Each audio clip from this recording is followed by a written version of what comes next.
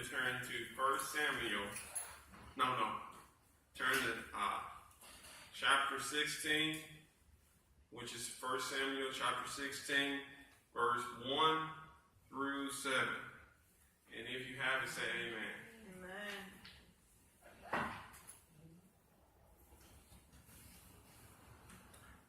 The Lord said to Samuel, "How long will you moan for Saul, since I have rejected him as king over Israel? Fill your horn with oil and be on your way. I am sending you to Jesse of Bethlehem. I have chosen one of his sons to be king." But Samuel said, "How can I go? If Saul hears about it, he will kill me." The Lord said, "Take a heifer with you and say, I have come to sacrifice to the Lord. Invite Jesse to the sacrifice, and I will show you what to do. You are to anoint for me the one I indicate." Samuel did what the Lord said. When he arrived at Bethlehem, the elders of the town trembled. When they met him, they asked, "Do you come in peace?" Samuel replied, "Yes, in peace. I have come to sacrifice to the Lord. Consecrate yourselves and come to the sacrifice with me." Then he consecrated Jesse and his sons and invited them to the sacrifice. When they arrived, Samuel saw Eli and thought, "Surely the Lord's anointed stands here before the Lord." But the Lord said to Samuel, "Do not consider his appearance or his height, for I have rejected him. The Lord does not look at the things people look at. People look at the outward appearance, but the Lord looks at the heart." Amen. Amen. And through life, we all anointed in some way, if we want to believe that or not. That don't mean we're going to listen to what God has got for us, or we're going to obey what God got for us. God has a plan for your destiny.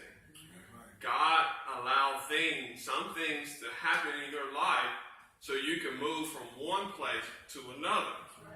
Because if you're comfortable, I'm not going to move from comfortable. I got a good lifestyle, nice car, nice marriage, beautiful kids. I'm not moving. So what God do, okay then, I'll make him lose his job. I'm going to throw something right over here so he can move into his destiny. God wants you to be on track, not off track. Even if you're comfortable with your lifestyle, God's not comfortable with it. God's going to do whatever he needs to do to put you back on track. He never gives up. He got the grace. No matter if you get mad at him, I'm cursing you out, he's still patient with you. I'm going to put you right back on track. You be like, "But I'm comfortable living my life." But that's not where you should be. You should be right over here. God wants you to move up in life. He don't want you to move down. You can stand in place so long you hinder your own blessings. Because you be like, I'm comfortable. God said the door is open. Take that leap right there. There's an open door. You be like, "But I'm still too comfortable." God said, "I'm telling you, take that door." He's not going to force you. You still got the last say. He's just going to say, "Take that door."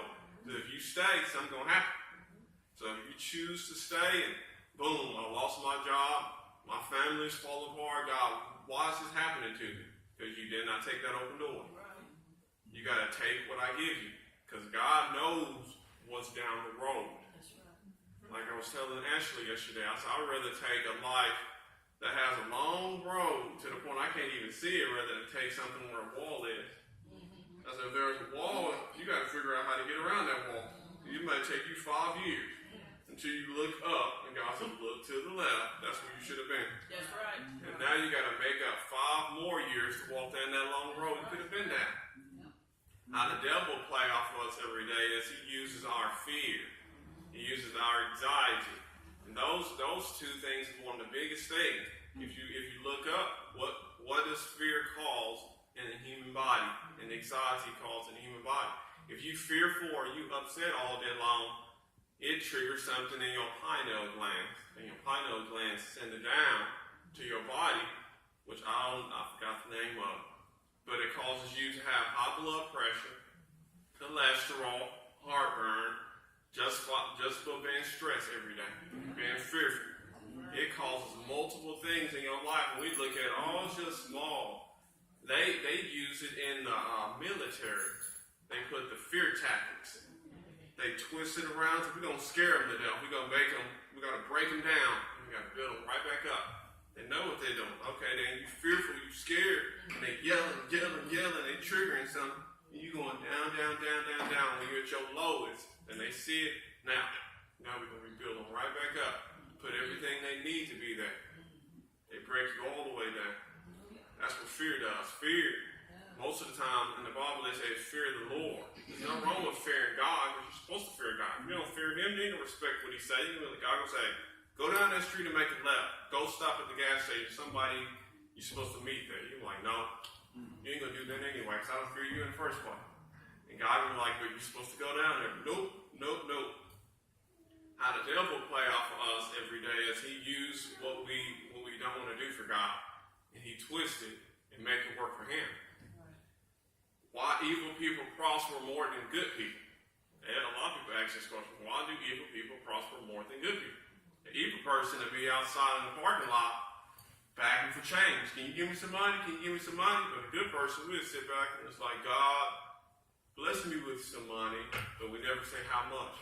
So God said, I'm blessing you with money to be a penny, but you didn't say how much. You got to be willing to do the work for what you ask also. You can't say, I want a big old house, but I'm not willing to do the work for that big house. You got to be willing to do the work for what God gives you. Evil people, they do the work. Okay, then I want that yacht. I like that yacht right there. How much you said yacht? He said 20 million. It's okay, then how many people do I got to scam today? I'm going to scam about 20,000 people. Well, let's stick to it. I'm going to stick to it for about a year. And they get other people. I'm going to recruit some other bad people. They know where to find them and everywhere. But there you go. You want to make some money? They're like, yeah, I'll give you $100. And they make more than 100. But they got to scam people to get what they want. And you see majority of evil people getting what they want because they stick to it with persistence. Yeah. Good people, we sit there and look, I want that house. Then we criticize ourselves. Well, I don't have enough money. I'll just stay where I am. Why would you tell God you want to stay where you are? And God already said you're supposed to have that house. That's right. You can take away your own blessings by speaking against yourself too. Right. Yeah. You got to speak for yourself, not against yourself. You already got the devil working against you. He's telling you every day you can't do nothing. You ain't going to add up to nothing. You're not God's anointed. Who said you was God's anointed? You think you his anointed. You think you're moving forward, but right when you move forward, you're going to be moving 3 steps back. And he'll make it seem like it's happening because he's good at deception. He plays with your mind. And you'll go believe it. I'm taking 3 steps back when you're really actually taking 2 steps forward. He cannot do nothing unless you allow him to do something in your life. By being God's anointed, we got to listen just like Saul. Saul was kicked out because he did not obey what God was saying. He was very disobedient. When Samuel came and anointed him to do God's will, he took it for a joke. He didn't fear God. Oh, okay then, God, blah, blah, blah.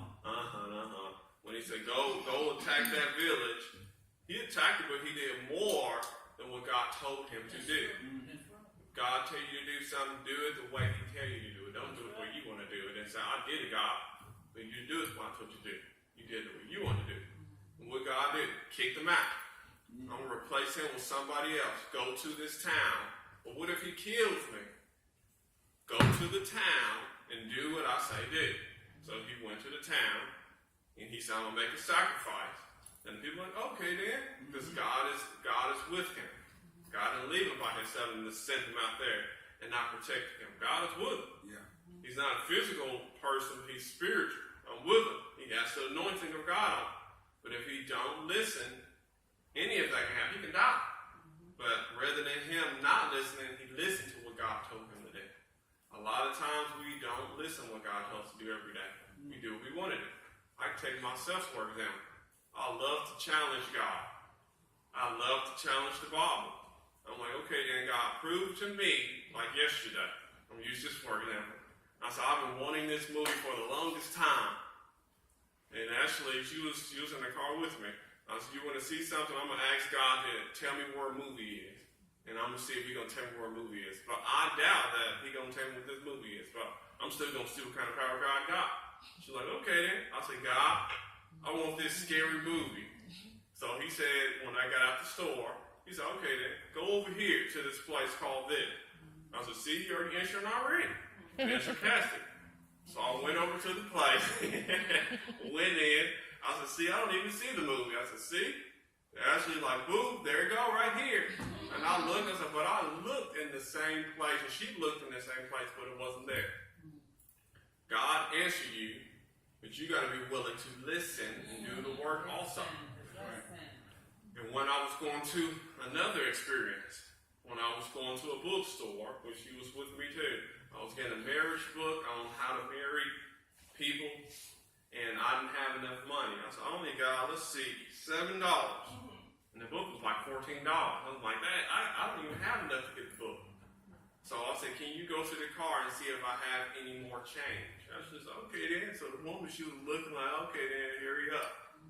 So God said, put the money back in your hand, fold it back up. So I did. So I started recounting back out. Then she came in, and it says 1, 2, 3, 4, 5, 6, 7, and it skips like $15. I'm like, now where did the extra money come from? And the woman looking, because she's saying there was no money there. So I'm recounting it back out, and money come out of thin air, and she looked like, actually said, I didn't find no money in the car. I said, well, looked like God gave me the extra money. And the woman, she didn't know what to do. She didn't know what to believe in or what to do. He put that money there. I'm like, wow. Everything in life you do, you need to follow what God tells you to do.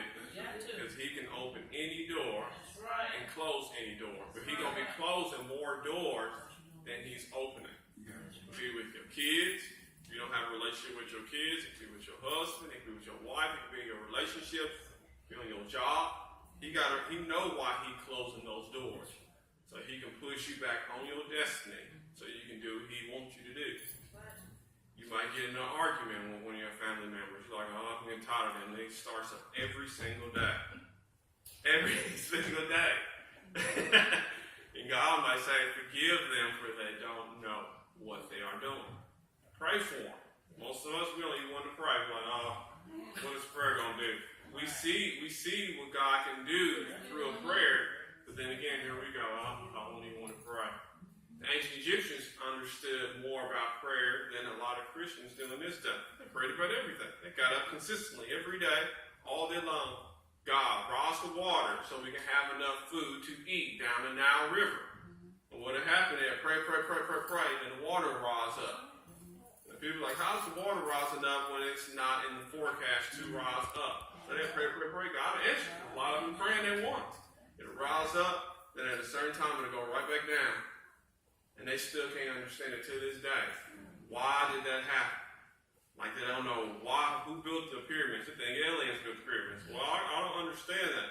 When you pray, God gives me the ability to do something great. God gonna put it in you to do something great. If you obey and listen what he tells you to do. Yeah. By allowing God to use you, you open up new areas in your life. And you open up new change in your life. But not being open to that change closes the door God opened for you. That's right. And my last point is, stop allowing evil people to have power over you. By allowing you to fear and cause anxiety and cause different evil things so you can fear what God can do for you. They know how to play on that. The devil know how to play right on that. But don't go to there. You know it ain't going to happen. Everything bad going to happen at that. You know you ain't going to have no promotion. If you do, it ain't going to be much of nothing anyway. Don't go back home because you're going to go through the same problems again. You know life ain't going to work for you. If you need a change in your life, don't move. You don't have enough money. Why move? You know you don't have enough money. God already said you was going to have what you say you was going to have. So why doubt what God got before you? Start saying every day, like the song says, speak and encourage yourself. God, empower me to do more today. I even did it throughout this week for myself when I'm working. When people have an attitude, what? Every morning, what? Okay, I hear you. And I'm looking like, I'm like, did they just say that? I'm like, wow. I'm like, good morning. And then mock me, good morning. I'm like, okay. I said, can you send me a load so I can start my day? And they're like, okay. And they'd do it every single day to see if they can get your goal. But I'll say, you know what? I'm still be me. I'm still do what God tell me to do, and I'm still going to stay happy. Because when you're happy, you open up doors. When you're sad, you close all those doors. You allow the devil to work in your life. Don't let nobody steer you from your path by using your emotions against yourself. By having an attitude, by making you mad, by making you sad. You're like, this is horrible. God can use any situation and turn it around and make it work for you. And that's my point.